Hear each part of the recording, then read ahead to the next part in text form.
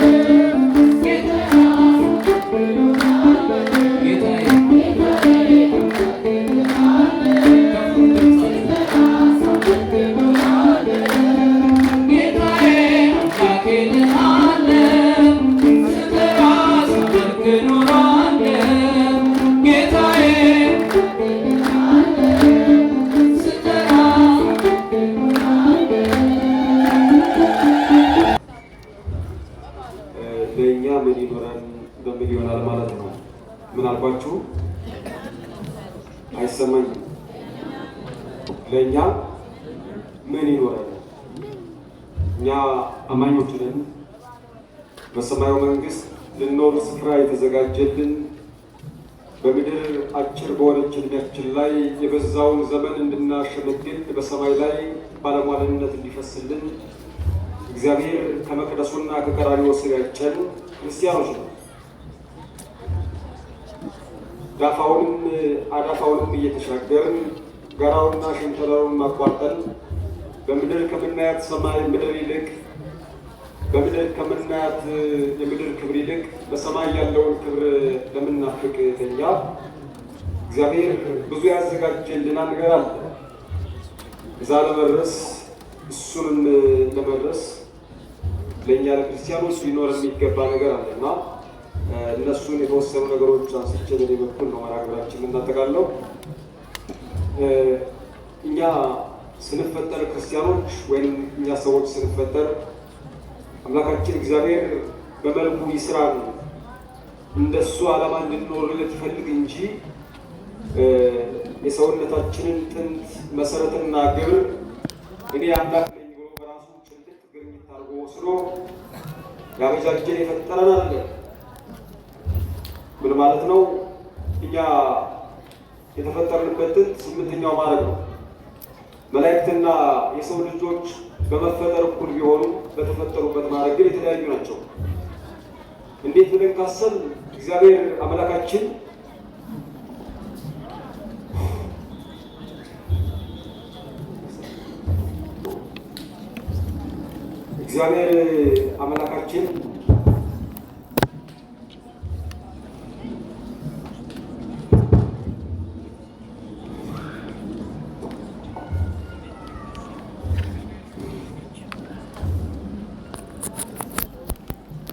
እግዚአብሔር አምላካችን መላእክትን የፈጠረበት የራሳቸው የሆነ ማዕረግ አላቸው። እኛን የሰው ልጆች ደግሞ የፈጠረበት ለራሳችን የሆነ ማዕረግ አለ። የኛ ማዕረግ 8ኛ ማዕረግ ሲባል የመላእክት ማዕረግ 10ኛ ማዕረግ ይባላል። 10ኛ ማዕረግ ማለት የሰው ልጅ በምድር ላይ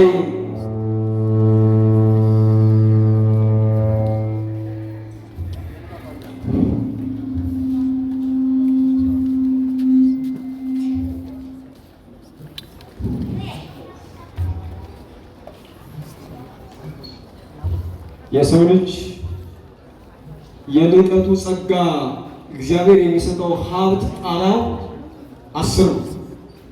ከ10 አልፎ 11 ከ10 አልፎ 12 ከ10 አልፎ 13 የሚባል ጸጋ ለክርስቲያኖችም ለሰው ልጆችም ለመላእክትም የላቸው። የእግዚአብሔር ፍጹም ሰጪነቱና አክባሪነቱ የሚታወቅበት ልክ 10 ነው። የሰው ልጆችም ታች ካለው ታህታዊ ማዕረግ ወደ ሰማይ ለመውጣት እግዚአብሔር ለሰው ልጆች በጸጋ የሚሰጠውን ክብር ይካፈሉ ዘንድ ጉዟቸው፣ ድካማቸው፣ ምሩጫቸው እስከ 10 ድረስ ነው። ምን ማለት ነው? እግዚአብሔር እንዳልኳችሁ እኛን በእድል የፈጠረን አይደለም። በምን አልኳችሁ? በእድል የፈጠረን ይህንን ትሰራለህ ብሎ በራሱ ብቻ እንድኖር ይወስንልናል። እግዚአብሔር የነፃነት አምላክ እንደመሆኑ መጠን ይህንን ብታረግ ይቀናልሃል፣ ይህንን ባታረግ ትጎዳለህ፣ ይህንን ብትሰራ ይሞላልሃል፣ ይህንን ባትሰራ ይጎልብሃል፣ በዚህ በኩል ብትሄድ ይሰብርልሃል፣ በዚህ በኩል ብትሄድ ይጠምብሃል፣ ይህንን ብትመለከት ይበራልሃል፣ ይህንን ባታይ ይጨልምብሃል ብሎ የሰው ልጅ በ8ኛው ማዕረግ የፈጠረበት ትልቁ ምክንያት 2ኛው ማዕረግ የሰው ልጅ ነፃ ፈቃዱን ተጠቅሞ ወደ ሞትም ሆነ ወደ ሕይወት እንዲሸጋገር እድል ለመስጠት ነበር። ስለዚህ እኛ መራጮች ነን። በዚህ በኩል የገዘፈ ጨለማ ስናይ ጨለማውማ እንዲህ ነው ብለን ጨለማውን ሸሽተን ብርሃን እንድንመርጥ 2 ማዕረግ እግዚአብሔር በእኛ ሕይወት ውስጥ አስቀመጠ። ከሚሻለው ብርሃን ይልቅ የሚሻለውን ብርሃን ጠፈር ደፈር የማይከለክለውን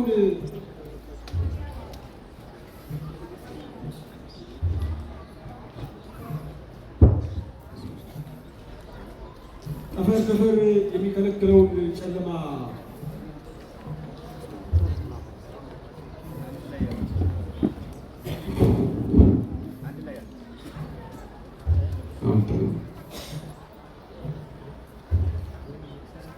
ጠፈር ደፈር ሌሊትና መዓልት የሚፈራረቅበትን ብርሃን አይተን ከዚህም ይልቅ የተሻለ ብርሃን አለ ብለን እንድንፈልግ እግዚአብሔር በእኛ ላይ የማሰብ የመጨነቅ የመመዘን የመወሰን የመመርመር እድል ትሆነን ዘንድ እኛን በስምንተኛው ማዕረግ ነው እግዚአብሔር የፈጠረን።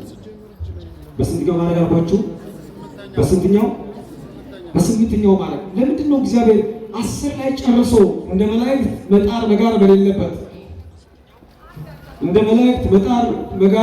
በሌለበት ድካም፣ መውዛት፣ ተጋድሎ፣ ስቃይ፣ ፈተና፣ መጋር፣ መጨነቅን በሌለበት እንድንኖር ለምን የተዘጋጀ ስፍራ በሰማይ አስቀምጦ ለምን አልወሰነልንም ብላችሁ እንዳትጠይቁት እግዚአብሔርን ምን አደረገ? ሁለቷንማ እናንተ ሙሏት አለ። ስንቷን አልኳችሁ? አያችሁ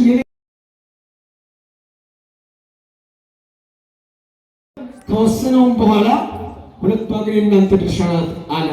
ለምን ከተባለ እግዚአብሔር እኔ ፈጣሪ ነኝ ብሎ የሰዎችን ድርሻ ጭልጥ ግርኝታ አይወስንም። ይኸውላችሁ በላይ በሰማይ ላይ ደመናውን ይጋግረዋል። ከውቅያኖስ ውሃ ተነስቶ በነጩ ደመና ላይ እንዲዘራ ያደርጋል። ይሄ ራሱ ድርሻ ነው። እነሆም ያ በጥቁር ደመናና ቀሊል በሆነ ነፋስ እየተናወጸ ያለው ዝናብ ወደ ምድር እንዲፈስ በነፋስ ርግራግም ላይ መሬትን ማረስረስ የራሱ ድርሻ ነው። መሬቷን ማረስ፣ መቆፈር፣ ማለሳለስና ማዘጋጀት የገበሬው ድርሻ ነው። እግዚአብሔር እኔ ልሰራው ነው እንደ ገበሬ እርፍ ጨብጦ መሬት ላይ ሲመላለስና ሲርመሰመስ አታገኙትም። ሁለቱም አደገኛ ድርሻ ስለሆነ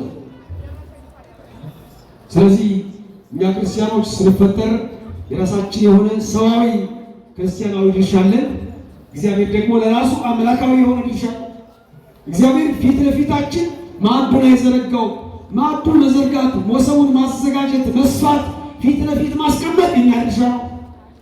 ሞሰቡን ግን በበረከት እንዲሞላ እንዲዘጋጅ፣ ሰዎቹ እንዲጠግቡበት፣ ለልጅ እንዲተርፍ ማድረግ የራሱ ድርሻ ነው። ለዚህ ነው ደቀ መዛሙርቱ በትናንትናው ዕለት ያከበርነውን በዓል ስታስታውሱት ደቀ መዛሙርቱ ከእኛ ዘንድ አሉት 5 እንጀራና 2 ዓሣ ብቻ ነው ለ5000 ሕዝብ። እስኪ አስቡት፣ ለ5000 ሕዝብ 2 ዓሣና 5 እንጀራ በሳይንሱ በፍልስፍናው ቢታይ እውነት አይደለም። ግን የሰው ልጅ ሁለቷን ነገር ማቅረብ ነበረባት። 2 ዓሣ ያቺ 2 ዓሣ ይላቸዋል። የሰው ልጅ በምድር ላይ የጀመረውን የህይወት ጉዞውን መስመሩን የሚያጠቃልልባት የሚፈጽምባት የእግዚአብሔርን የተትረፈረፈ ሀብት በረከት ለመካፈል የሚያደርግባት የክርስትናው ጉዞ ናት። ስለዚህ ከእኛ ዘንድ 2 ዓሣ ብቻ ነው ያለ አሉት። 2 ማዕረግ ማለታቸው 2ቷ ማዕረግ አለች፣ 8ቱ ማዕረግ ያንተ ነው። እናም ጌታ ሆይ ከእኛ ዘንድ ድርሻችን እንድንወጣ ይቻለች። አያችሁ እስኪያስቡ እስራኤልን ከላይ ከሰማይ መና ያዘነበ ይመግብ የነበረ ፈጣሪ ለ5000 ሕዝብ እንዲያው ከምንም አምጥቶ እንጀራ እኮ መመገብ ይችል ነበር አይደል? ይችላል አይችልም? ይችላል። ግን ድርሻችን እንድንወጣ ስለፈለገ ደቀ መዛሙርቱ እባካችሁ የሚበላ ነገር ፈልጉ አላቸው። ደቀ መዛሙርቱ 2 እንጀራ አቀረቡለት። እነሆም 5 እንጀራ አቀረቡለት፣ 2 ዓሣ አቀረቡለት። የእነሱ ድርሻ ማቅረብ ነው። የእግዚአብሔር ድርሻ ያን መባረክ፣ ማብዛት፣ ማከፋፈል፣ እንዲጠግብ ማድረግ፣ እንዲያጠግብ ማድረግ፣ ማልማት፣ ማስፋት፣ ማብዛት ነበርና ያደረገ። ስለዚህ በክርስትናው ስንኖር የእኛ ድርሻ ስላለን እኛ ላይ ገስግሰን ወደዚህ ቤተክርስቲያን እንመጣለን። የእግዚአብሔር ድርሻ ጤና ሰጥቶ ማሳደር፣ በቤታችን አርፈን የእሱን ደጅ እንድናስብ እንድናፍቅ ማድረግ ነው። ስለዚህ እኛ ራሳችን ድርሻ አለን። እግዚአብሔር የራሱ ድርሻ አለው። እኔ አምላክ ስለሆን ሁሉን ፈጽመዋል። በቤታችን ሆነን ማጽደቅ ይችላል። በቤታችን ጸሎታችን መስማት ይችላል። በቤታችን ሳንጋደል ሳንደክም ውርጭ ሳይመታን ጨለማ ሳያስጨንቀን መንገድ ሳንጋፋ ሳናቆራረጥ ማጽደቅ ይችላለሁ ብሎ ግን እግዚአብሔር በእኛ ሕይወት ውስጥ ጣልቃ ይገባ። ምን አልኳችሁ? ጣልቃ አይገባም። በደንብ ማሰብ ያለብን እሱ ነው። አንዳንዶቻችን እግዚአብሔር ያለው ላይ ቀር ብሎ የሚያስበው ነው። እግዚአብሔር ያለው ላይ ቀር እሱም ያለው ላይ ቀር የተነገረው ነገር መፈጸሙ ላይ ቀር እሱ ያሰበልኝ ላይ ቀር እንደዚህ የሚባል አስተምሮ በክርስትና ውስጥ የለም። አንተ አንድ እርምጃ ትሄዳለህ፣ ሁለተኛውን እርምጃ ራሱ እግዚአብሔር እንዲያስተካክላል፣ መንገዱን ይጠርግላል። አንተ ታስባለህ፣ እሱ ይፈጽምላል። አንተ ትጨነቃለህ፣ እሱ ጭንቀትን ይፈታላል። አንተ ትሮጣለህ፣ እሱ ያስቀድማል፣ የድል አክሊሉን ያቀዳጃል። አንተ ትኖራለህ፣ የምትኖርበትን አቅሙን፣ ብርታቱን፣ ጤናውን፣ ጸጋውን፣ ክብሩን እግዚአብሔር ይሰጣል። ስለዚህ ክርስትና እንደዛ ነው። እግዚአብሔር የሚሰራልን አለ።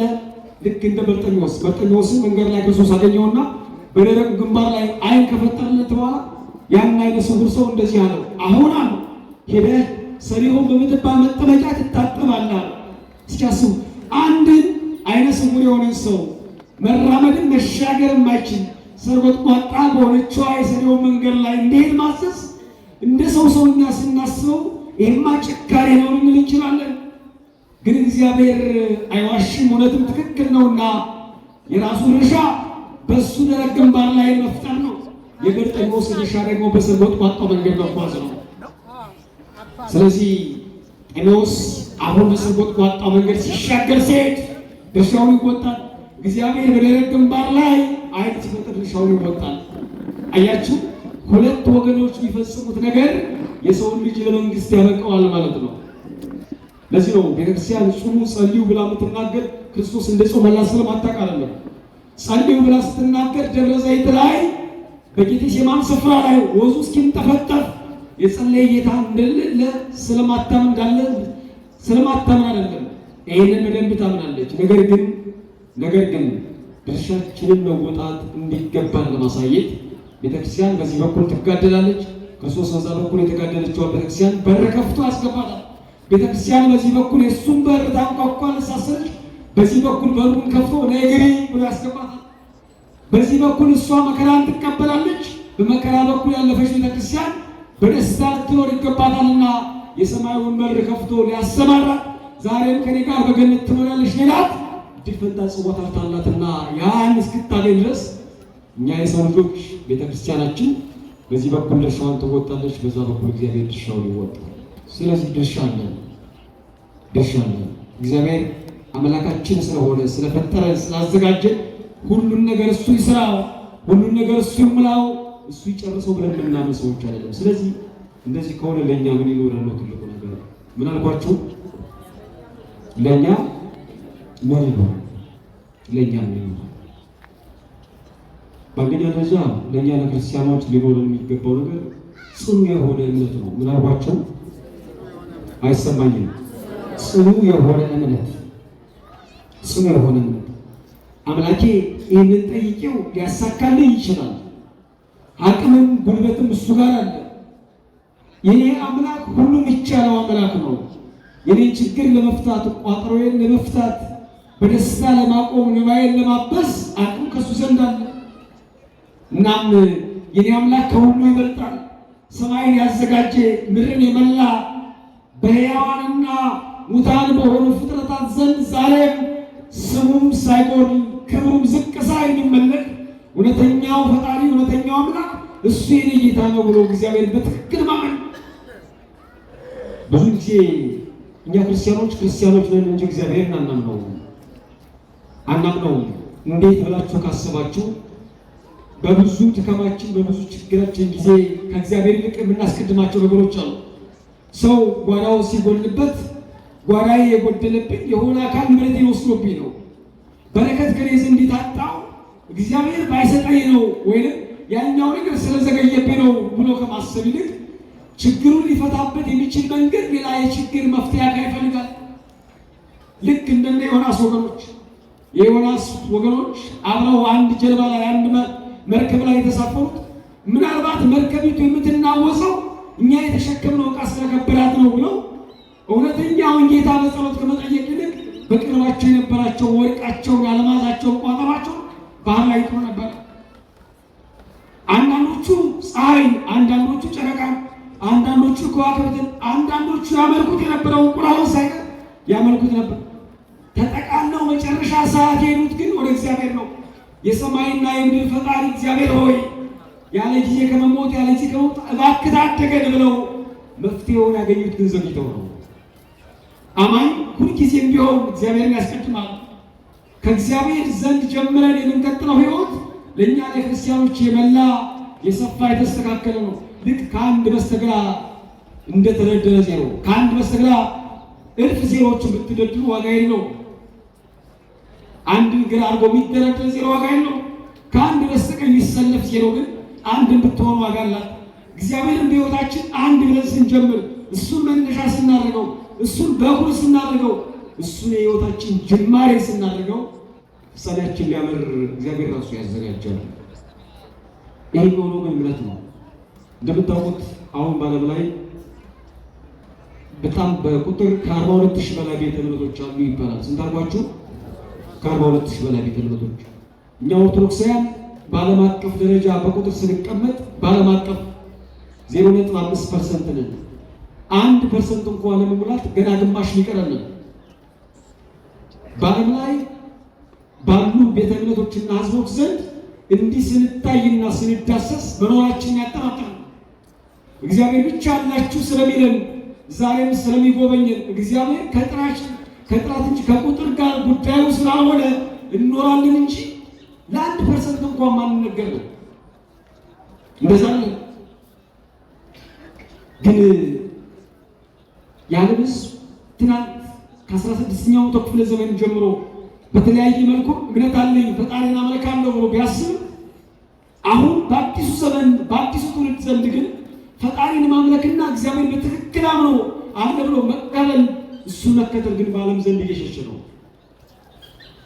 ድሮ በነጮቹ ዘንድ እግዚአብሔር የለም ሲባል ስንሰማ በፈላስፎች ዘንድም እነ ማርክስ እነ ፊዮሎዋክ እነ ረሰል የሚባሉ ፈላስፎች ፈጣሪ የለም ብለው በድፍረት ሲናገሩ ስንሰማ ይገርመን ነበር። እንዴት ሰማይና ምድር የፈጠረን ፈጣሪ ፍጥረቱን አይተው እንዴት አያመልኩትም?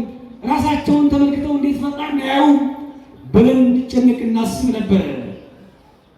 ያ ታሪክ ያ በእነሱ ዘንድ እውነት የነበረ ነገር ስሩን ሰዶ ሀረጉን አዛምሎ ከእኛም ዘንድ ዛሬ በኢትዮጵያ ውስጥ ስንት እግዚአብሔር የለም የሚል መስሏችኋል?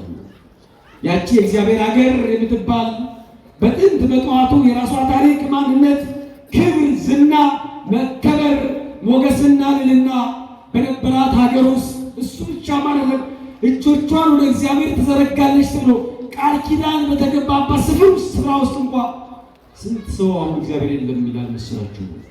ላይኖር እኮ ይችላል። ዝም ብዬ እኮ ነው የሚጨነቀው። እሱማ ቢኖር እንደዚህ መከራ ነው ነበር። እንደዚህ አይነት ነገር ጦርነቱ፣ መከራው፣ ግፊቱ፣ መከፋፈሉ፣ እርስ በርስ መባላቱ እንዴት ሊኖር ይችላል ብሎ ምድራዊ በሆነው ጉዳይ ምድራዊ ላይ በሚንቀለቀለው እሳት ሰማያዊውን እሳት መካድ ጊዜ ለሚያሳልፈው ፈተና ዘመን የማይሽረውን ፈጣሪ መካድ ዘመን የሚለውጠውን ሐዘንና ግፍ ዘመን የማይለውጠውን ዘመናትን የሚያሰለች እግዚአብሔርን የለም ብሎ ማሰብ ክርስቲያኖች ይሄ ነው። እግዚአብሔር የለም ማለት ለእኛ የተፈጠረ አይደለም፣ ለእኛ የተፈጠረ አይደለም። ስለዚህ ዛሬ ልጆቻቸው የት ጋር ናቸው? በትክክል እግዚአብሔርን ያመልኩታል? በትክክል ስለ እግዚአብሔር ያላቸው መታመን እውነት ነው? በትክክል ቤተክርስቲያን ይከተሏታል? በትክክል እናንተ ከእናት ከአባቶቻችሁ በእውነትም በእውቀትም በእምነትም የተቀበላችሁትን ሃይማኖት ለማሻገር ለማስተላለፍ ትውልድ ላይ ለመድረስ ወኔ ያላቸው ቁርጠኞች ናቸው? በትክክል እግዚአብሔርን ያውቁታል? ይህንን ማሰብ፣ ይህንን መጨነቅ፣ ይህንን ማዘከር፣ ይህንን በትውልድ ላይ መስራት ከእያንዳንዳችን የሚጠበቅ ነው። ጽኑ እምነት ያስፈልጋል። ሰማይ ይገርማቸዋል። አንድ ምሰሶ ሳይዘረጋለት ሳይቆምለት እንዲህ ጸንቶ የምታዩት በእምነት ነው። ምድር የማይስማማትን ጠላቷ ከሆነው ከውሃ ጋር ተስማምታ እርቅ ፈጽማ የምትኖረው በእምነት ነው። ከዋክብት በሰማይ ላይ የሚርመሰመሱት የሚታዩት፣ ነፋሳት በድምፅና በሚያናውጹት በኩል የሚታዩት የሚገለጡት በእምነት ነው። እሳት ከእንጨት ላይ ተነስቶ የሚቀጣጠለው በእምነት ነው። በእምነት ነው። አንድ ሰው ከመወለድ ተነስቶ እስከ ሞት የሚሸጋገርበት መንገድ እምነት ነው። ወደ ሞት የሚገባበትም ዓለም እምነት ነው። ወደ ሰማዩ ዓለም የሚገባውን በእምነት ነው። እምነት ትልቅ ነገር ነው። ትልቅ ነገር በጣም ማሰብ ያለብን ስለ እምነት ነው። ይኸውላችሁ በክርስትና አስተምሮ እምነት፣ መታመንና ሃይማኖት እነዚህ ሶስት ነገሮች ይለያያሉ። ሃይማኖት ሌላ ነው፣ እምነት ሌላ ነው፣ መታመን ሌላ ነው። ሃይማኖት ማለት እግዚአብሔር ራሱን ለሰው ልጆች የገለጠውን መገለጥ ያለምንም ጥርጥር አሜን ትክክል ነው እግዚአብሔር ተገልጧል የኔም አምላኬ ነው ብሎ መቀበል፣ ያን የተገለጠውን እውነት አሜን ብሎ ማሳየት እምነት ይባላል። እምነት ይባላል። ሃይማኖት ማለት ግን በብዙ ዘመን በብዙ አባቶች በብዙ ነገር ራሱን የገለጠውን እግዚአብሔርን ያ እሱ መገለጥ ሃይማኖት የተባለ ይጠራል። ለምሳሌ ክርስቶስ ተወለደ እንላለን። ተወለደ ማለት መገለጥ ነው፣ እሱ ሃይማኖት ነው። ክርስቶስ ተጠመቀ እንላለን። ተጠመቀ ማለት መገለጥ ነው፣ እሱ ሃይማኖት ነው። ክርስቶስ ተሰቀለ እንላለን። ተሰቀለ ማለት መገለጥ ነው፣ እሱም ሃይማኖት ነው። ክርስቶስ ሞተ ብሎ መናገር መገለጥ ነው። ይሄ ሲደመደም ሃይማኖት ነው።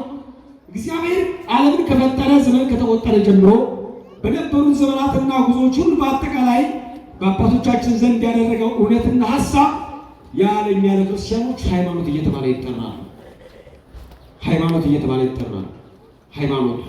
ስለዚህ ሃይማኖት ማለት እግዚአብሔር ራሱ ለሰው ልጆች የገለጠው መገለጥ ከሆነ እሱ ሃይማኖት ምንድነው ብላችሁ ከፈለጋችሁ ራሱ እግዚአብሔር። ስለዚህ ሃይማኖት ማለት ምንድነው ከተባላችሁ ራሱ እግዚአብሔር። እስኪ ራሱ እግዚአብሔር ነው ብሎ እስኪ ሃይማኖት ማለት ነው ራሱ እግዚአብሔር። የኛ ቤተክርስቲያን ለምን መሰላችሁ ሃይማኖት አይለወጥም ብላ ስትናገር እግዚአብሔር ስለማይለወጥ ነው። ሃይማኖት አይታደስም ብላ ስትናገር የኛ ቤተክርስቲያን ከሰማችሁ ምን ማለት ነው? እግዚአብሔር አይታደስም ማለት ነው። ለምሳሌ አንድ ነገር ልንገራችሁ። የሆነ ሻማ ብታበሩ ሻማውን ከብርሃኑ ለይታችሁ አታገኙት። ምክንያቱም ብርሃኑ እንዲገለጥ የሚያደርገው ሻማው እንዲበራ የሚያደርገው እሳቱ ነው። አያችሁ፣ እግዚአብሔር በዘመን ተገለጠ። ሻማነቱ የራሱ ባህሪ ነው። የሚታየው ብርሃን ራሱ እግዚአብሔር ነው እንጂ አንተማ እንደዚህ ነህ አንተማ ሌላ ነህ ብለህ መገለጡ ሌላ አካልነቱ ሌላ ባህሪውን ሌላ ብለህ መናገር ለኛ ክርስቲያኖች አይፈቀድም፣ አይቻልም። ስለዚህ ይሄን የተገለጠው መገለጥ እንዲህ ያለ መጠራጠር እንቀበለዋለን። እሱም ይባላል የምንቀበልበት መንገድ ያለምንም ጥርጥር። እስኪ አብርሃምን አስቡት። በአንድ ወቅት አብርሃምን እግዚአብሔር መጣና እንደዚህ አለው። አብርሃም አለው አቤት አለ። አንተ በእርጅና ወራት በ99 ዓመትህ ወንድ ልጅ ትወልዳለህ። በዚህ ጊዜ አብርሃም እስኪ አስቡት፣ ሳራ ሚስቱ ደሟ ደርቋል፣ የመውለጃዋ ጊዜም አልፏል። ግን ወደ እሱ የመጣውን ፈጣሪ እንዲህ ብሎ ሊጠይቀው አልፈልግም። ጌታዬ ሆይ እኔ እኮ አርጅቻለሁ፣ ሚስቴም ሳራ ደሟ ደርቋልና እንዴት መውለድ እችላለሁ ብሎ መጠየቅም መጠራጠር የሚችል ነበር፣ ግን አላደረገው። አያችሁ፣ አብርሃም አንተ ልጅ ትወልዳለህ ማለቱ የእግዚአብሔር መገለጥ ነው፣ ሃይማኖት ወይ የአብርሃም ድርሻ ያለ መጠራጠር እግዚአብሔር ያደርገዋል ብሎ ማቀበልና ማመን ነበረበትና አሜን እሺ እኔ ልጅ ወልዳለሁ ሳራም ሚስቴ ልጅ ትታቀፋለች ብሎ እግዚአብሔር የነገረው እውነት ሳይጠራጠር ተቀበለ። ለዚህ ነው መጽሐፍ ሲናገር አብርሃም አመነ፣ እምነቱም እሺ ጽድቅ ሆኖ ተቆጠረለት። ምን ብሎ አምኗል? ትወልዳለህ ሲባል እሺ አለ። አያችሁ፣ እሺ በእጄ ስላለ አብርሃም የሃይማኖታችን ምስክር ተባለ። የሃይማኖታችን ምስክር ቅዱስ ጳውሎስ ያነሳዋል። አብርሃም እሺ በእጄ ብሎ ጌታውን እንደተቀበለ አሜን ይሆንልኛል ብሎ እንደተቀበለ እናንተም እሺ በእጄ በሉ አለ። ስሙ እምነት ማለት ይሄ ነው። እግዚአብሔር በእኔ ላይ ሊያደርግ የፈለገውን ያደርጋል ብሎ ያለምንም ጥርጥር መቀበል። መንግሥተ ሰማያትን አወርሳቸዋለሁ ሲል እግዚአብሔር እኔ እኮ በደል አለብኝ ብለህ በደል አዘርዝር። ልክ እንደ የማናይ ክርስቶስ እንደዚህ አለው፣ በቀኝ በኩል የተሰቀለው አቤቱ አለው በመንግስት መጣ ጊዜ አስበኛል። ይሁን የማናይ ያሰበ ከሆነ ጊዜ በኋላ እግዚአብሔር ሲመጣ እንዲያጸድቀው ነው።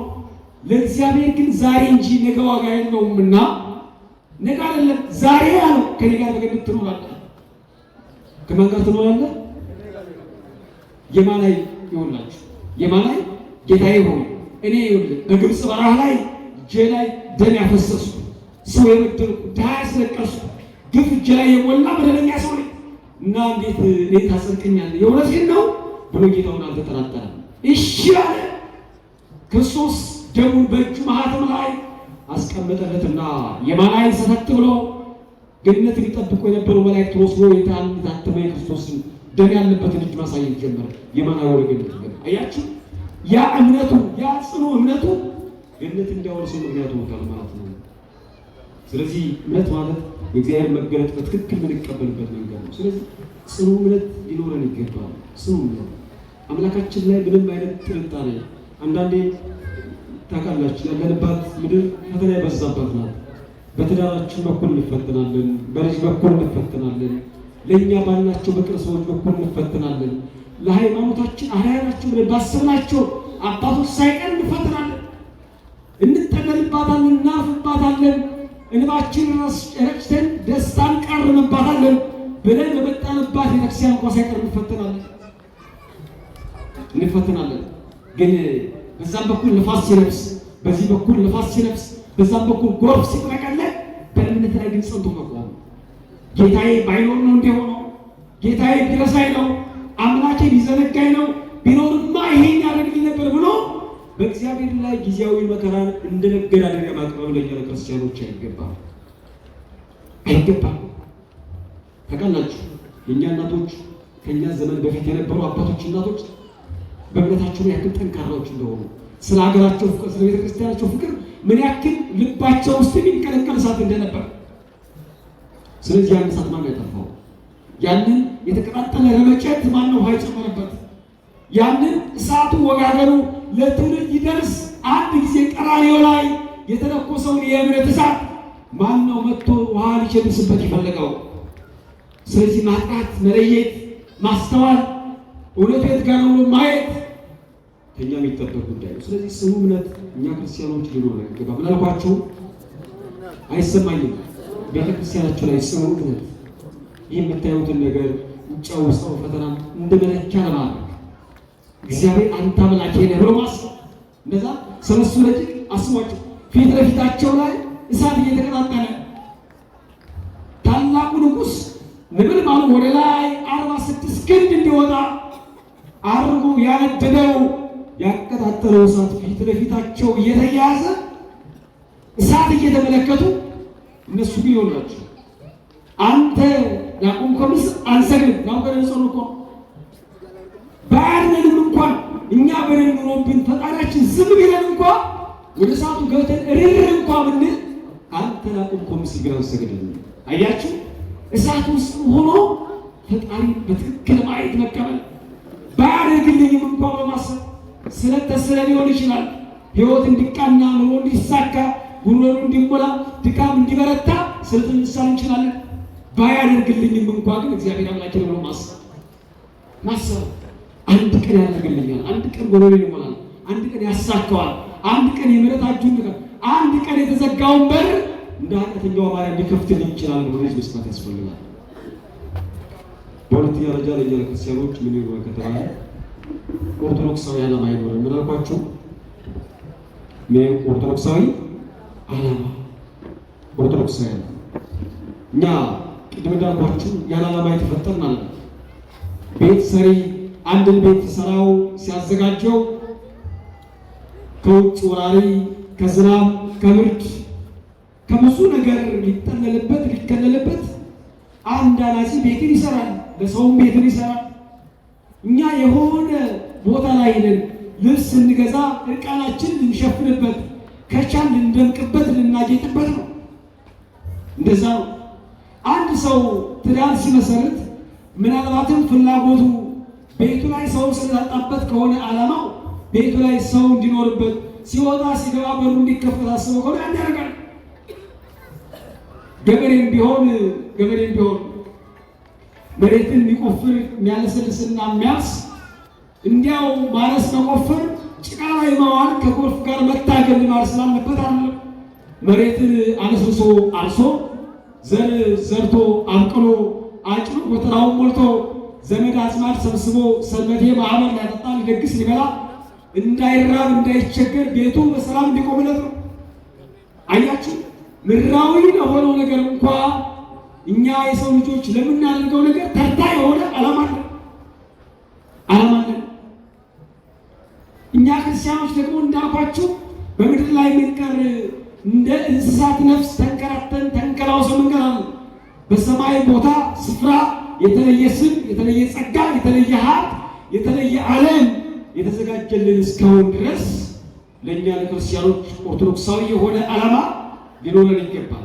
ኦርቶዶክሳዊ ዓላማ ጠንካራ የሆነ በዚህ በኩል ቅድም እንዳልኳችሁ ነፋስ ሲነፍስ ነፋሱ ነፈሰብኝ ብሎ ከነፋሱ ጋር አብሮ የማይወድቅ፣ በዚህ በኩል ጎርፍ ሲሞላ እኔ ምን ላድርግ ጎርፍ እኮ እኔን አለኝ ብሎ ጎርፍ የማያስጨንቀው፣ በእሳቱ በስለቱ መካከል ቁሞን መታየት የሚችል ክርስትናውን የማያሰድብ ሀገሩን ወገኑን የማያሰድብ እንዲሆን ለአንድ ኦርቶዶክሳዊ ሰው ኦርቶዶክሳዊ የሆነ ዓላማ ያስፈልገዋል። ታውቃላችሁ ብዙ የምንጓዝበት መንገዳችን የመደሌነት ነው። እንዲሁ ይመሻል፣ እንዲሁ ይነጋል። መብላት ስላለብን እንበላለን፣ ቤት መስራት ስላለብን ማግባት ስላለብን እንዲሁ ዝም ብለን በሆነ አጋጣሚ ሰዎቹ ቤተ ክህነት ትምህርት ሲማሩ ማየን እዛም የገባን በጣም ብዙዎቻችን ነው። አሁን ግን ያ የደግነት ዘመን ላይ ያየነው በጎነት የቀሰምነው ሀብት በዚህ ክፉ ዘመን ግን አያሻግረንም። ዓላማ ያስፈልጋል። እናቶቻችን ልጆቻችን ስታድጉ ሳያሳድጉ ጽኑ የሆነ ዓላማ ልጄ አንተ በዚህ ማውጣት አለብህ፣ አንተ ጽኑ የሆነ አገልጋይ መሆን አለብህ፣ አንተ አገር ተረካቢ ነህ፣ አንተ ከነገ በኋላ ትልቅ ዓላማ አለህ፣ በርታ፣ ጠንክር ብሎ ማሳየት፣ የተሻለውን ነገር ማመላከት፣ ፈር መቅደድ፣ ብርሃኑን ማሳየት፣ ከጨለማው ይልቅ ወደሚደንቀው ብርሃን እንዲሸጋገር ህልም መቅረጽ ያስፈልጋል። ኦርቶዶክሳዊ ዓላማ አንዴ ካነቃ በኋላ እንቅልፍ አያስተኛም። ባላምን አንድ ሰው የተወሰነ ጊዜ ሊነቃ ይችላል። ግን ብዙዎቻችን እንዳይረፍድብን አላርም እንቀጥርና የቀጠርነው አላርማችን መልሶ ሲቀሰቅሰን እንደገና ዘግተን ተመልሰን እንተኛለን።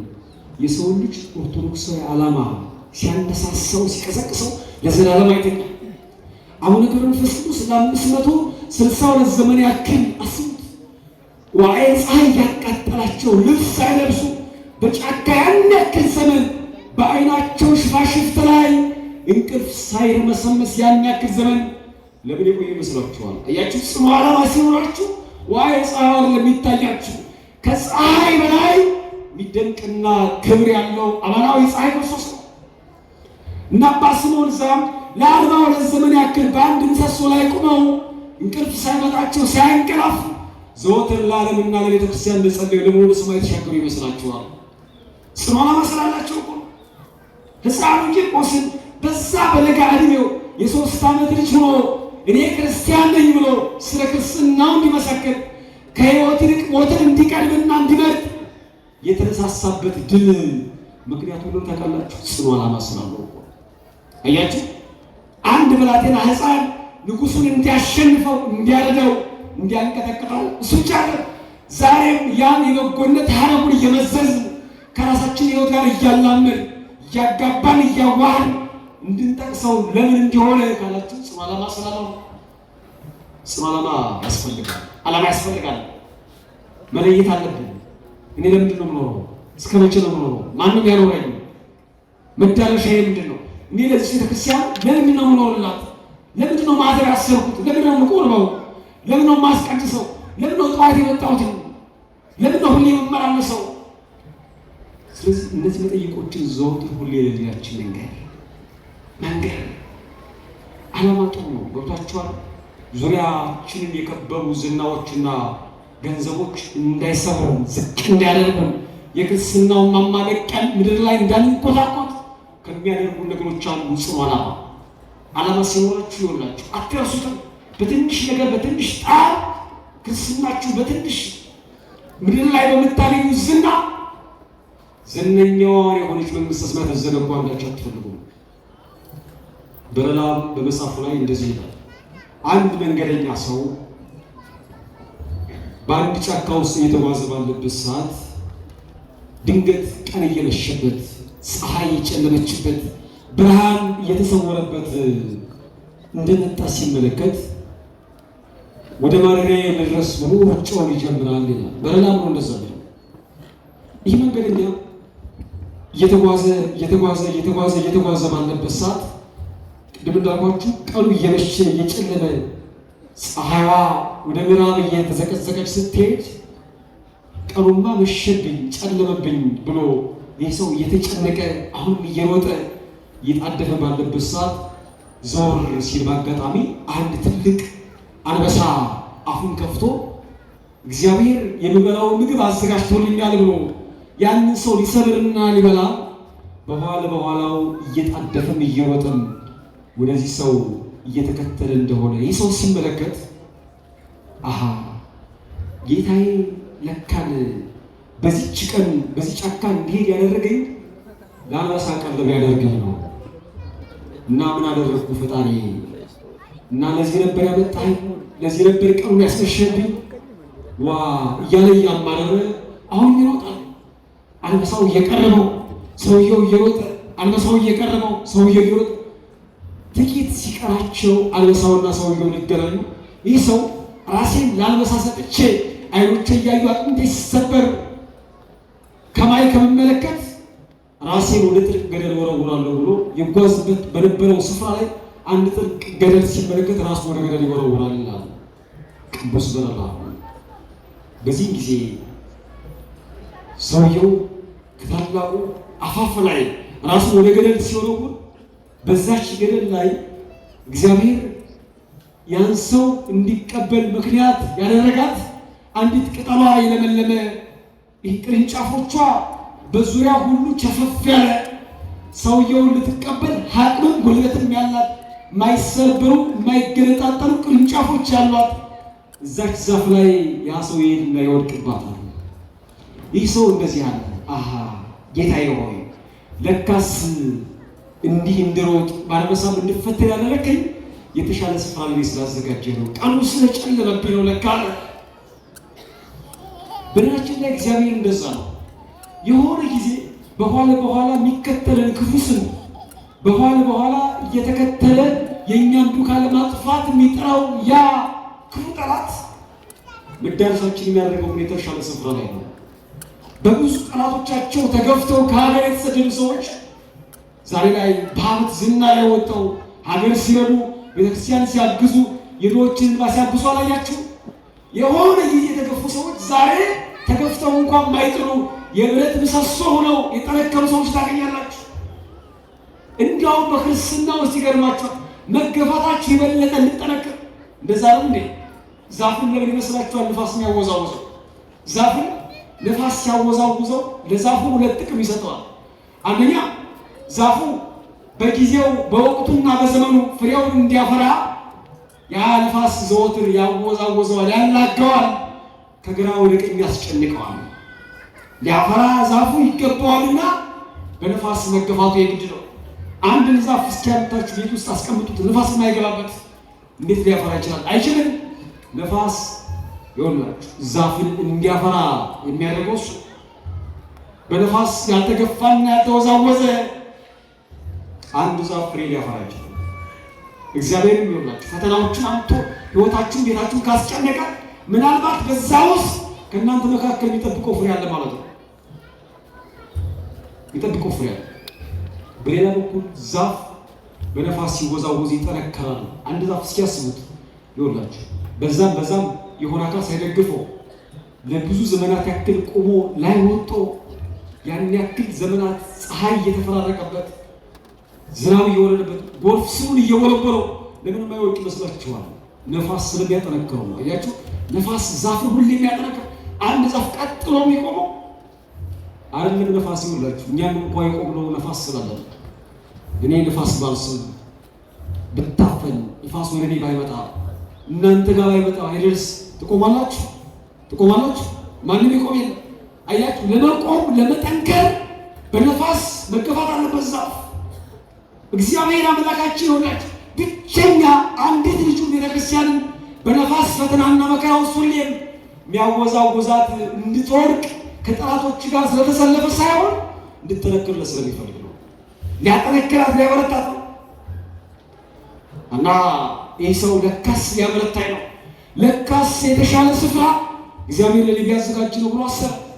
በዚህ ጊዜ ዛፉ ላይ ሆኖ ደስ ብሎት ቅጠሏን እያየ ማሳዋን እያሻተተ የፈጣሪውን ስራ ሲያደንቅ፣ አሁንስ ከዛፏ ወረድ ብሎ ወደታች ሲመለከት በዛፉ ስር ላይ ትልቅ ዘንዶ ዛፏ ስር ላይ ተቀምጦ አፉን ከፍቶ አሁን ካሁን መጣለ እያለ ሲጠባበቀው ያያል። አያችሁ፣ በላይ አንበሳ ሳዱት እዛ ውስጥ እንደወድቅ አደረገው። ታች ደግሞ ለወረድ ብሎ ሲያስብ ትልቅ ዘንዶ አፉን ከፍቷል። ማማረር ጀመረ። አሃ ጌታ ሆይ ለካን ይሄንን ያደረግ ከዛ በላይ በአፋፍ ላይ ካለው ከተራበው አንበሳ ይልቅ በፍጹም የተራበ ዘንዶ አንተ እንዳለ ስለምታውቅ ለዘንዶ ራት ልታደርገኝ እዚያ መጣኸኝ ብሎ ደግሞ መልሶ ፈጣሪ ማማረር ጀመረ። ያ ደስታውን የመለሰለትን ፈጣሪ መልሶ እንደገና ዘረጋ፣ ረሳና እሱ ማዘን ማስጨነቅ ጀመረ። ልክ እንደ እስራኤላውያን እስራኤል ተሰውሷቸው እስራኤል ጌታን ለመኑት። እግዚአብሔር ሆይ እባክህ ኤርትራ ሞልታለች፣ በካያው ዛፍ ስር ላይ ግብፃውያን በአንድ ወገን እስራኤላውያን በአንድ ወገን ነው በጢስ ተሸፍነው ካደሩ በኋላ መለመን ጀመሩ።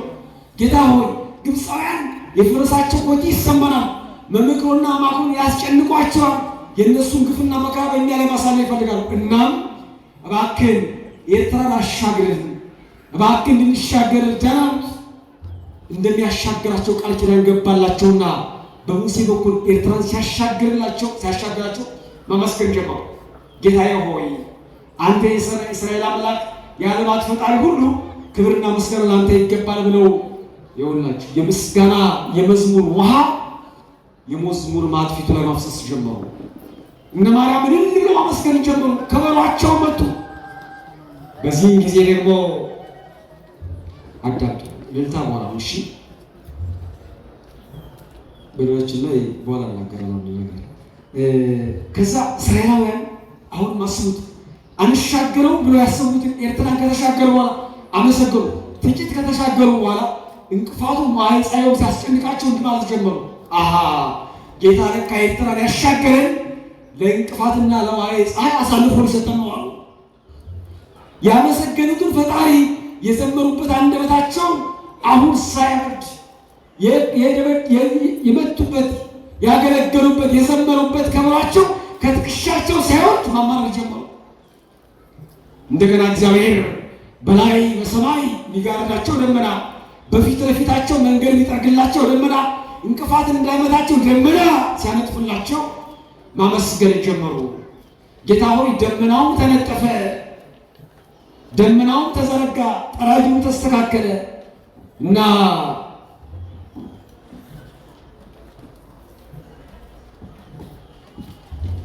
ምን ይሻለናል?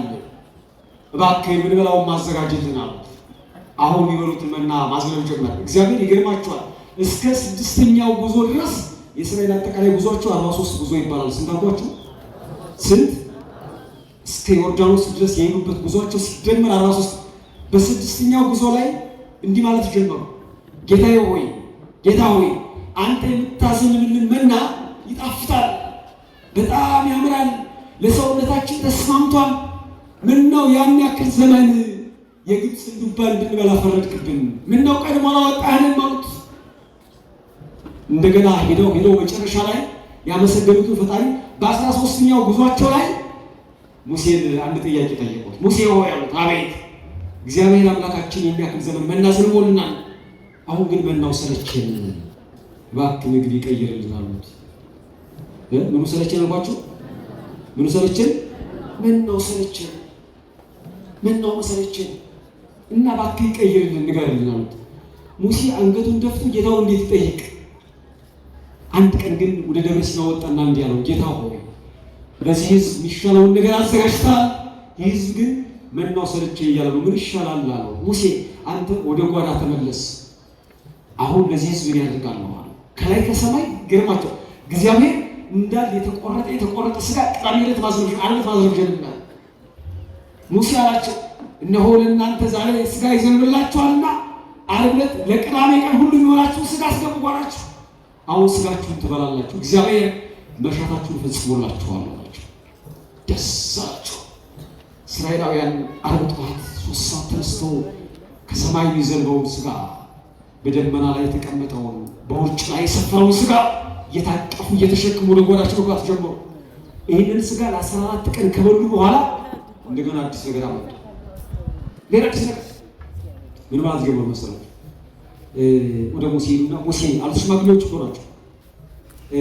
እግዚአብሔር በጎ አድርጎልን አሁን ከመናው ይልቅ ሥጋ እየመገበን ነው። ግን ይህንን ሥጋ ይገርምሃል አላምን ነው የፈረስን የአህያ ሥጋ አናውቅም፣ የተቆራረጠ ሥጋ ነው። ለምን ከነነፍሱ ከሰማይ ያዘንብልን አሉት። እንደ ሰው እኮ በነገራችን ላይ አመፀኛ ፍጥረት የለም። በጌታው ላይ በተደጋጋሚ ይበድል፣ ደስታውን የማያዘልቅ የተሰጠውን የማያውቅ በቃኝ የማይል እና ይህን ሥጋ እናውቅም። ምናልባት የፈረስና የአህያ ሥጋ እየመገበ እንደሆነ በምን እናውቃለን? እና ሥጋውን እንዳል ከነነፍሱ ከሰማይ ያወርድልን፣ ቆቅና ጅግራ ይስጠን ከፈልጋሉት። በዚህ ጊዜ ለእግዚአብሔር ሙሴ ነገሩ። ጌታ ሆይ ይህ ሕዝብ አሁን ደግሞ ሥጋው ሰለቸኝ እያለ ነው እና እባክህ ምን ይሻላል? በቃ ተወው ሙሴ ችግር የለውም አለና እግዚአብሔር ደግሞ እንደገና በሁለተኛው ሳምንት ከላይ ከደመና ላይ ቆቅና ጅግራውን ከሰማይ ማዝነብ ጀመረ። እግዚአብሔር ቆቅና ጅግራ ከዛ ቆቅና ጅግራ ይዘንብለት የነበረው ሕዝብ ያን ከበላ በኋላ የሚያሳዝነው የመጨረሻው ምን አለ መሰላችሁ? ሥጋ ሰለቸን ይበቃል። ሥጋ እኮ ያሰለቻል ሙሴ ዱባ ይሆንልን ወይ የቀድሞ መና ይሆንልን አሉት። ሙሴ ለእግዚአብሔር ተናገረ። በዚህ ጊዜ እግዚአብሔር ተቆጣ። ወአውርዶ ቆላታ ሐራሲሞን እባክህ ሙሴ ይህንስ ተቆጥቼዋለሁ።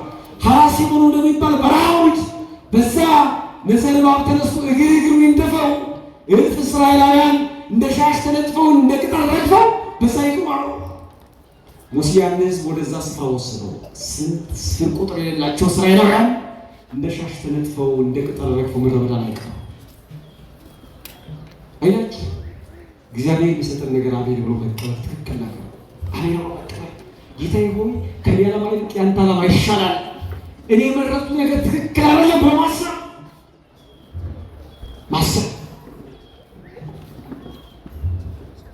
እንደዛ ማሰብ ያስፈልጋል። ዮናስ እግዚአብሔር ወደ ነነዌ ሄድ ሲለው አይ ነነዌማ አይደለም የኔ ምርጫና የሚሻለው የተርሴስ ጉዞ ነው። ዮናስ በራሱ ምርጫና ዓላማ ወደ ተርሴስ ሲሄድ የደረሰበትን ጉድ ታውቃላችሁ። በሕይወታችን ውስጥ የእግዚአብሔር ምርጫ ይሻላል። እግዚአብሔር ለእኛ የነገረን ነገር ይበልጣል። እግዚአብሔር ለእኛ ያዘጋጀው ነገር ይሻላል። እግዚአብሔር ይሆንላችኋል እሱ በጎ ነው ብሎ የነገረን ይሻላል። ይህን ታምናላችሁ አታምኑ? ታምናላችሁ አታምኑ? የሚሻል ነገር እሱ ነው፣ የሚበልጥ እሱ ነው እና አምላካችን እግዚአብሔር ተቆጣ። ደስታቸውን አጨለመባቸው። እግራቸው በነዘረባን እንዲነደፍ አደረገ። ሕይወታቸው ከነዓንን አስበው መካከል ላይ ረግጠው እንዲቀሩ አደረጋቸው። ድሮ ዓላማ የሌለው ሕዝብ መንገድ ላይ ነው የሚቀረው። በየሄደበት ቢሳፈር መንገደኛ ሕዝብ መዳረሻውን አያውቅም። ሰው ለከነዓን ተነስቶ እንዴት ለሥጋ ይራቆታል? ሰው ከነዓን የምትባልን ሀገር ማርና ወተት የምታፈስን ሀገር ለማግኘት እየጣረ እየጋለ እየተጨነቀ ባለበት ሰዓት እንዴት ሥጋ ያስጨንቀዋል? እንዴት መጾም ይከብደዋል? ከዛም ይልቅ መናው እንዴት ይሰለቸዋል? መናው እንዴት ይሰለቸዋል? ያለምና መልስ መውረስ አይቻልም። ግን ያ ሕዝብ ረሳ። እናም ልክ እንደ እስራኤላውያን ደስታውን የዘነጋ ሰው ጌታ ለሚሻለው መከራ ዘጋጅቷል ያለው ሲጨነቅ እንደገና አሁን ቀና ብሎ ሲመለከት ያ ትልቅ አንበሳ አሁን ካሁን ወርድበታል ነው እያላፉ ሲያዛጋ ይመለከታል። አሁን ነፍሱ ትርዳለች፣ ትጨነቃለች። በላይ ትልቅ አንበሳ፣ በታች ትንሽ ትነዶ ሊቀበሉት ሊወጡ ተሰብስበዋል። በዚህ ጊዜ ይሄ ግራ የገባ የተጨነቀ ሰው ላይታች ባለበት እያለ ባለበት ሰዓት ዘቅዘቅ ብሎ አሁን ዘንዶውን ሲመለከት በቆመበት ዛፍ ግማሹ ደረቅ ስለነበር በስንጥሩ ላይ 4 ነዘልባቦች ምላሳቸውን እያንዘረዘሩ ወደ እሱ እየቀረቡ ይመለከታል። ጌታዬ ሆይ በቃ አልቆልኛል፣ መድኃኒያም የለኝም ማለት ምክንያቱም እባብ ነዋ እየቀረበው ያለ አሁን ቀና ብሎ አንበሳውን ሲመለከት ቅርንጫፉን እየበሉ 2 አንበጣዎች ወደ እሱ እየቀረቡ ይመለከታቸዋል። ነፍሱ ተስፋ ቆረጠች። መዳን እንደሌለ ማሰብ ጀመረ። በዚህም ጊዜ ግን ወደ ላይ አሁን ቀና ብሎ ሲመለከት አንበሳውን በሚያይበት ሰዓት ከየት መጣች ያላላት የማር ጠብታ አፉ ላይ ጠብ ትልለታለች። እቺ የማር ጠብታ ከየት ነው የመጣችው? ማን ያመጣት? እንዴትስ ተገኘች? ብሎ ስለሷ ማሰብ ጀመረ። ይጨነቅ ጀመረ። ጥቂት ስላገኛት ጣል ህሊናው እሷ ላይ አድርጎ ማውጣትና ማውረድ ስለሷ መመራመር ጀመረ። ድንገት ይሆንላችሁ ማርስ ምን ሰፍራ ኖራ ሰውየው መጥቶ ሲወድቅባት የሰራችው የማር ወለላዋ ሲናወስ ወለላው ወደ ታች መፍሰስ ጀምሮ ነበር እና በአጋጣሚ ነው አፉ ላይ ጠብ ያለችለት። ሲያት ምን ሰፍራለች። ብዙ የማር ጠብታ ወለላ ደግሞ ወደ እሱ እየፈሰሰ ነው። ጣም ነው እንግዲህ ያምራል ብሎ ጉድጓዱንም ዘንዶውንም ላይ ያለውን አንበሳ 4 ነዘርባቦች 2 አንበጦችን ዘንግቶ ያችን ጥቂት የማር ጠብታ ለመቀበል አፉን አዘጋጅቶ መጠባበቅ ጀመረ ይላል። በሌላም እንደዛ ነው። ወዳጄ ይላል ይህ ሰው አለ በዚህ ዓለም የሚኖር ሰው ይመስላል አለ። ያ ሰውየው ቆሞበት የነበረው ያ ዛፍ የሰው ልጅ ዕድሜ ምሳሌ ነው አለ። የምን ዕድሜ ያልኳችሁ? የሰው ልጅ ዕድሜ። ያን ዛፉን 2 አንበጣዎች የከረከሙ የበሉ ወደ ሰውየው መቅረባቸው ሌሊትና መዓልት ናቸው አለ። አንበጣዎች እኛ መሸነጋ ስንል ደስ ይለናል፣ ግን ሌሊትና መዓልት እየተዘዋወሩ ዕድሜ የተባለው የሰው ልጅ ግንድ እየከረከሙ እያሳጠሩ ለሞት ያቀርቡታል ይላል። እነዛ 4 ነዘርባቦች 4ቱ ባህሪያት ናቸው አለ። ያንን ሰው እነዛ 4 ባህሪያዎች እንዳስጨነቁት 4 ነዘርባቦች እንዳስጨነቁት የሰው ልጅ ሕይወት የእሳት ባህሪ ሲያይልበት አንድ ጊዜ ወደ ዝሙት እየሄደ አንድ ጊዜ ግጠም እያለው እየተጣላ ጦርነት እያሰለፈ መከራ እያሰበ ይኖራል። የውሃ ባህሪ ሲያይልበት ጠጣ እያለው ነፍሱ ሲያስጨንቀው ይኖራል። የመሬት ባህሪ ሲያይልበት በየሄደበት እንዲተኛ፣ እንዲያንቀላፋ፣ እንዲዘረጋ ህልም ላይ እንዳይኖረው ያደርገዋል ይላል። የነፋስ ባህሪ ሲያይልበት ደግሞ ብረር ይለዋል። ትዳርን ፍታ፣ ሚስትን ፍታ፣ ከልጆች ተለይ፣ ከሀገር ውጣ እያለ ያሳድደዋል። 4ቱ ነዘርባቦች ያን ሰው እንዳስጨነቁት የሰው ልጅ ሕይወት 4ቱ ባህሪያት ሲያስጨንቁት ይኖራሉ ይላል። ታች ያለው ያ ዘንዶ አፉን የከፈተው የመቃብር ምሳሌ ነው ይላል። ላይ አፉን የከፈተው አንበሳ የመልአከ ሞት ምሳሌ ነው። የሰው ልጅ አለ በተለይ ክርስቲያኖች መቃብርን ያክል ነገር አስቀምጦ በላይ መልአከ ሞት ነገር ያክል እየጠበቀው በ4ቱ ባህሪያት እየተጨነቀ ሌሊትና መዓልት ዕድሜውን እየከረከሙ ወደ ሞት እያቀረቡት በዓለም ላይ በሚያገኛት በዚያች ጥቂት የማር ጠብታ የምታክል ዝና፣ ክብርና ስልጣን ፈጣሪውን ረስቶ ይኖራል ይላል። አምላካችን እግዚአብሔር ከዚህ ይጠብቃል። አያችሁ፣ ጽኑ ዓላማ ሲኖራችሁ የምታዩት መቃብሩን እንጂ በእናንተ ፊት ለፊት የምትፈሰዋል የማር ጠብታ አለ። የማር ጠብታ ታልቃለች፣ መቃብሩ ግን ይጠብቃል። እናንተ ይሆናችሁ ጽኑ የሆነ ኦርቶዶክሳዊ ዓላማ ሲኖራችሁ ክብርን ዝና የሚኖራችሁ መቃብራችሁ ቀን አንድ ቀን ከናችሁ አይሰወርም። ላይ እናንተ ጋር እድል የሰጠ ተርታ የሚጠብቅ መልአከ ሞት እንዳለ ታምናላችሁ። በ4ቱ ባህሪያት የምትጨነቁ እናንተ ከጭንቅ የሚያሳርፍ ፈጣሪ እንዳላችሁ ታምናላችሁ። ያ የሚሆነው ግን ጽኑ ዓላማ ሲሆን፣ አያችሁ፣ ጽኑ ዓላማ የተሻለውን ነገር ነው የሚያሳየው። መቃብርን ያሳያል፣ ሞትን ያመላክታል። አንተ ሟች ላይ ይላል ልትተላለፍ ሰውን አሳልፈ ልትሰጥ በወንድም ላይ ክስ ልትመሰርት ስታስብ አንተ እኮ ሟች ነው ብሎ ይነግርሃል። የሆነ ትዳር ውስጥ ስትገባ ልትበትን ሰው ልትታጣላ ስትጨነቅ ሴራ ስትቀብር ለምን ታደርጋለህ ብሎ ይነግርሃል። አየህ፣ ጽኑ ዓላማ ሁልጊዜም ረጅም ነው የሚያሳየው። በረጅም የእኛ አባቶቻችን ጽኑ ዓላማ የነበራቸው ስለነበሩ በሳሳ ጎጆ ላይ የኖሩ ትልቅ ቅርሶችን ሰርተውልናል። እነ ላሊበላ የራሳቸው ቤት የላቸውም፣ በታሪክ አልተቀመጠላቸውም። በደሳሳ ጎጆ እየኖሩ ግን ዛሬ ያለሚደነቅበትን 11 ቤተ መቅደስ ሰርተው እናገኛቸዋለን። አያችሁ፣ ጽኑ ዓላማ ሁልጊዜም ከራስህ የምታስቀድመው የሆነ አካል ነው። ከራስህ የቤተ ክርስቲያን፣ ከራስህ አባቶች፣ ከራስህ እግዚአብሔር የሆነ ነገር እንዲቀድም ታደርጋለህ። ክርስቲያኖች የሚያስቡ ዓላማ ይኖራል። ስንማር፣ ስናስተምር፣ ልጅ ስንወልድ፣ ትዳር ስንመሰርት ጽኑ ዓላማ ከክርስትና አንጻር መመዘን ኦርቶዶክሳዊነትን ያሳያል ወይ? ክርስትናዬን ይገልጣል ወይ? ነገን ያሻግራል ወይ? ትውልድ ይሰራል ወይ? ቤተክርስቲያን አንገት አያስደፋም ወይ? እግዚአብሔርን ፊቱን አያስመልስም ወይ? ቅዱሳን አያሳዝንም ወይ ብሎ መመዘን ከእያንዳንዳችን ይጠበቃል። ኦርቶዶክሳውያን ያስፈልጋል። ዓላማ ያስፈልጋል።